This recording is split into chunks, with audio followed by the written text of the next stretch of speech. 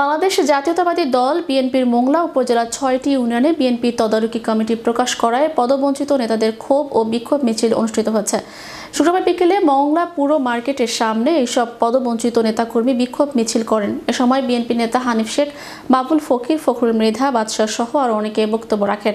বক্তারা বলেন, আমরা ৫ই আগস্টের পর থেকে স্বাধীনতা ফিরে পেয়েছি, স্বাধীনভাবে স্বাধীন দেশে কথা বলতে পারি। আমরা দীর্ঘদিন পরে একটা গণতন্ত্র ফিরে পেয়েছি। সেখানে সিনিয়র নেতৃবৃন্দ আমাদের না জানিয়ে মোংলা পশুর হোটেলে বসে পকেট কমিটি গঠন করেছে। আমরা এই পকেট কমিটির তীব্র নিন্দা জানাই। এই কমিটি ভেঙে যাতে পুনরায় নতুন করে ইউনিয়ন তদারকি কমিটি গঠন করে সেই দাবি জানাই। জেলা কমিটির একটা টিম মোংলা থানায় আসছে এবং ওই টিমে আমাদের শামীম সাহেবের গ্রুপের কোনো কর্মীকে ভালো অবস্থান দেওয়া হয় নাই। আমরা এর তীব্র নিন্দা ও প্রতিবাদ জানাচ্ছি। গত কালকের যে কমিটি এরা মোংলা থানার পরে দিয়েছে, সমস্ত লোক হচ্ছে আপনার আওয়ামী লীগের সমস্ত লোকজন দিয়ে তারা সেই কমিটি দিচ্ছে।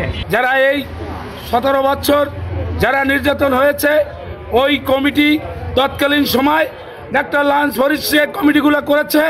মোংলা থানার 31 সদস্য ওই কমিটিতে ত্যাগী কোনো লোকগুলো আসে নাই এবং এই ত্যাগী লোকগুলা কোনো লোকগুলো আসে নাই। জিয়ার সৈনিক ভাইয়ের আমার, আপনাদের আমি অকৃত্রিম সালাম ও শ্রদ্ধা জানাই, আপনাদের অভিনন্দন জানাই যে আপনারা একটা ন্যায়ের জন্য আপনার সুদূর গ্রাম অঞ্চল থেকে এখানে ছুটে এসেছে ন্যায়ের জন্য, ন্যায় সংগ্রামের জন্য।